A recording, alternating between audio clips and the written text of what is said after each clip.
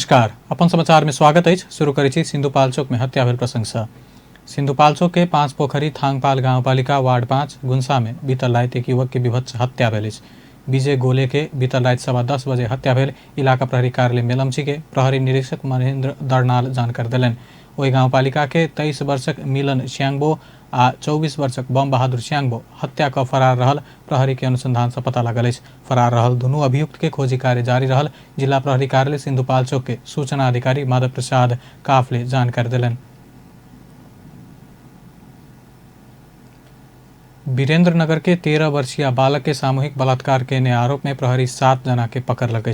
पकड़ाल में वीरेंद्रनगर नगरपालिका 3 के 23 वर्षक लाल बहादुर रावत, 19 वर्षक महेश हमाल, 19 वर्षक तर्क रिजाल, 18 वर्षक सुदीप खड़का, वार्ड 4 के 23 वर्षक धन बहादुर खत्री, बराहताल गाउँपालिका 2 के 23 वर्षक रोशन वली आ 21 वर्षक नरेश बूढ़ा रहल जिला प्रहरी कार्यालय के प्रवक्ता प्रहरी नायब उपरीक्षक रवि रावल जानकारी दिलन। पीड़ित बालिका रवि दिन देने जाहिरी के आधार में प्रहरी आरोपी सब के पकड़ कर अनुसंधान शुरू कलक।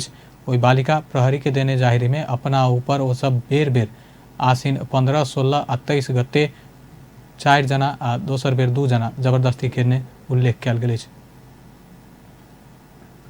जिला प्रहरी कार्यालय नवलपरासी पूर्व नेत्र विक्रम चंद विप्लव समूह के 2 जना के पकड़ लगे। सबके बृहस्पति रात पकड़ लगे। नवलपरासी पूर्व नवलपुर के मध्यबिंदु नगरपालिका 10 मजुआ खोला से प्रहरी विप्लव समूह के जिला सदस्य 35 वर्षक गणेश बिका आ 26 वर्षक गोविंद बिका के पकड़ लगे। पकड़ाल दुनू जना के जिला प्रहरी कार्यालय नवलपरासी पूर्व में राख थप अनुसंधान कल जा रहा है।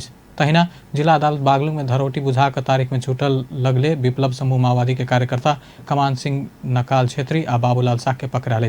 विप्लव माओवादी के तत्कालीन म्याग्दी इंचार्ज छेत्री आ म्याग्दी जिला सेक्रेटरी साह के अदालत में 10-10 हजार रुपया धरोटी बुझा कर तारीख में छूटा लगले प्रहरी ओकरा सबके कायल नियंत्रण में लगे। पश्चिम नवलपरासी के सुस्ता गाउँपालिका 5 बेलवानी में 35 वर्षक राजकुमार बांसफोर के हत्या आरोप में प्रहरी एक युवक के पकड़ लगे। पकड़ाल में ओकर अपने आफंत प्रतापपुर गाउँपालिका 6 के 21 वर्षक संजय डोम रहल। राजकुमार के शव मंगल दिन प्रतापपुर गाउँपालिका के गुठी परसौनी स्थित नहर के पानी में भेटल छल।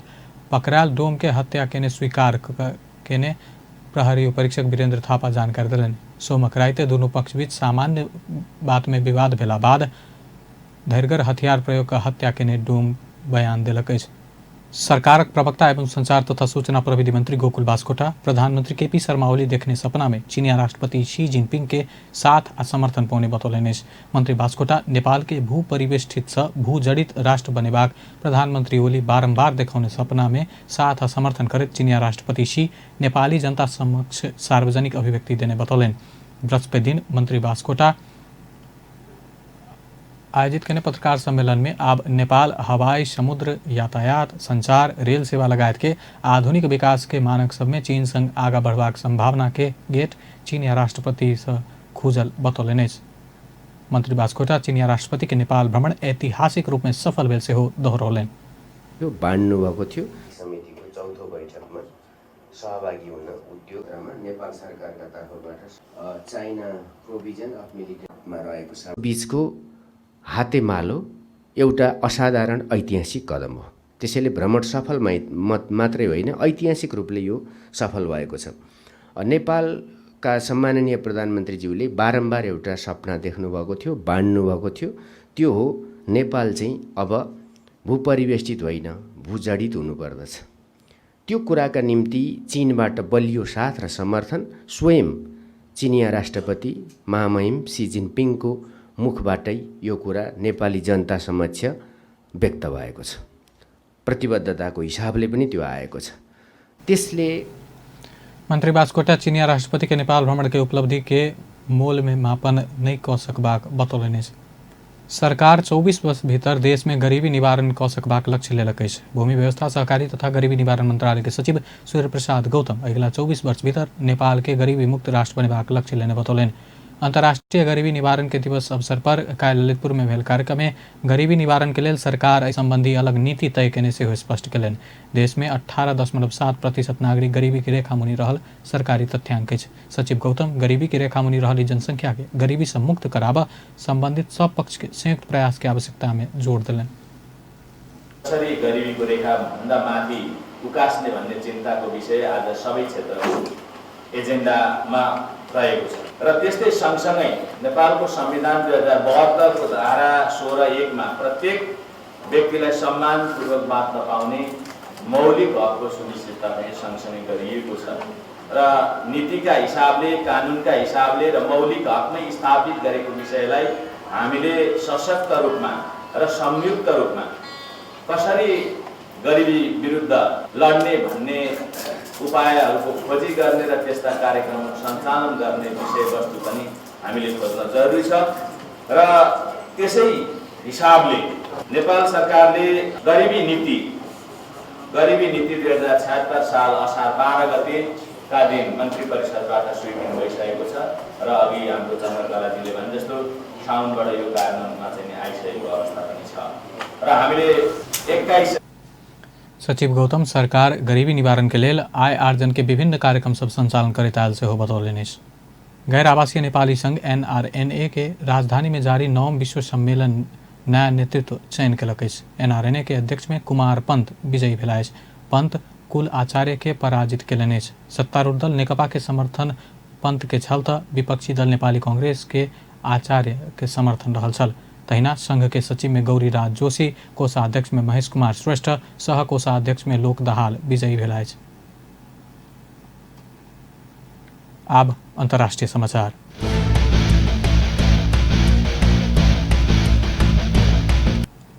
जापान में आयल हिगिबिस आंधी के कारण जान गुमौनिहार के संख्या दिन प्रतिदिन बढ़त जा रहा है। अधिकारी सब बृहस्पति दिन पिछला विवरण जनौने अनुसार आंधी के कारण जान गेनिहार के संख्या बढ़ कर 77 पहुंचल है। किछ दिन पहिने आयल विनाशकारी आंधी के कारण जापान में पैघ परिमाण में धनजन के क्षति भेल। बृहस्पति तक लगभग 33,000 घर सब बाढ़ के असर बाँकी रहल। आंधी के कारण 700 घर पूर्ण तथा आंशिक रूप में क्षतिग्रस्त भेल। तहिना 23,000 हेक्टेयर क्षेत्रफल में असर पड़ल भूमि मंत्रालय के जानकारी दिलक। अब खेल समाचार।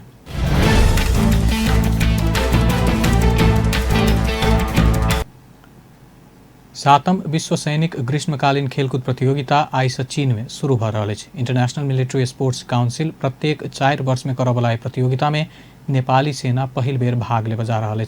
महासेनानी शशिकरण रायमाझी के नेतृत्व में नेपाली खिलाड़ी झंडोत्तोलन समारोह में मार्च पास करत सहभागी भेल छल। प्रतियोगिता में नेपाल 13 खेल में भाग लेत। नेपाली सेना आर्चरी, बैडमिंटन, बॉक्सिंग, घोड़चढ़ी, fencing, judo, triathlon, track and field, taekwondo, beach volleyball, कुश्ती, मॉडर्न पेंटलन आ शूटिंग में प्रतिस्पर्धा करत। उप प्रधान एवं रक्षा मंत्री ईश्वर पोखरेल विशिष्ट अतिथि के रूप में विश्व सैनिक खेलकूद प्रतियोगिता के उद्घाटन समारोह में भाग लेवा जा रहा है। नेपाल सहित विश्व के 105 देश के 10,719 खिलाड़ी के सहभागिता रही सैनिक खेलकूद प्रतियोगिता कार्तिक 10 गते तक हैत। बेस अपन समाचार एखन लायत बा। पल पल खबर तेज नजर देखते रहिए अपन टेलीविजन। नमस्कार।